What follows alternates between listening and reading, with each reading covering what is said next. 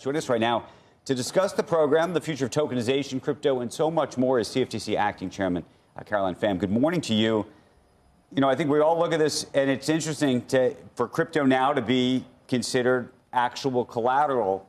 How you think about that, what you think the risks are, what you think the benefits are. Well, good morning, and thank you so much for having me here on the show. So I think what's really important to understand is that we are doing a limited pilot program that has important guardrails that are in place because we've seen with the events that have happened on offshore exchanges that it's more important than ever that Americans deserve safe U.S. markets under U.S. regulations. So what we've done to structure this pilot program is that if you are using a CFTC broker, which is what are our Futures Commission merchants, those are registered by us, those are overseen by us and the National Futures Association, which is like FINRA, you will be able to use Bitcoin, Ether, and USDC to collateralize contracts that are denominated in those Bitcoin, Ether, or USDC. And it's basically in-kind collateral, so that's very limited in what you can do. You can't use it instead of cash, for example, but you can use it to collateralize those in-kind contracts. And then we are putting into place enhanced monitoring. Just to clarify, it's in-kind, so Bitcoin for Bitcoin, or could it be Bitcoin for Ethereum? Bitcoin for Bitcoin. So if you're going to settle in Bitcoin, it's denominated in Bitcoin, you can collateralize it with Bitcoin because it's the same way risk. And we have enhanced CFTC monitoring and reporting in place. So for 3 months, we are requiring that we not only get weekly position and asset class reporting, that's on top of the normal reporting that our exchanges do, but we are also asking for a reporting of any significant operational issues relating to that digital asset collateral. So again, this is a safe way to understand the technology, to understand the uses for these assets, but in a controlled way, a safe way under our regulations.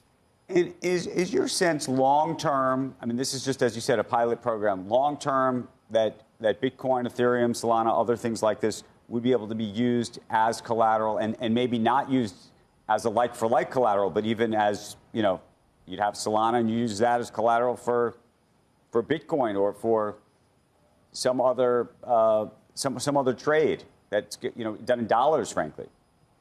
So that is a really important question that you raised, and that's why what we launched this week is actually 2 different parts. We have this limited pilot program, again, for our CFTC brokers for Bitcoin, Ether, and USDC, and then separately we issued guidance on tokenized collateral in general, and that's tokenization of real-world assets like U.S. Treasuries, money market funds, stablecoins, and other real-world assets. So with that guidance, what we have pointed to, and this is building upon a recommendation of my Global Markets Advisory Committee and that subcommittee that was focused on digital asset markets. This is comprised of the largest banks, asset managers, and some of the crypto-native firms in the world, JP Morgan, BlackRock, Franklin Templeton.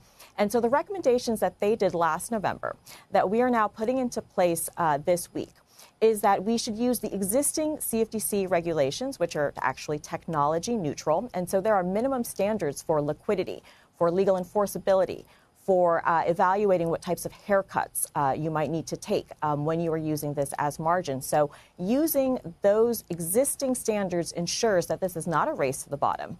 And we encourage that firms use their existing policies and procedures for compliance, for risk management, for operational risk. And so that's the framework that we've put into place. That's more forward-looking. Right. Let me ask you a different question just about leverage in the system, and specifically leverage in crypto. Do you think there's too much? What do you think is the proper amount of leverage on any given trade at the moment? Do you think there should be limits?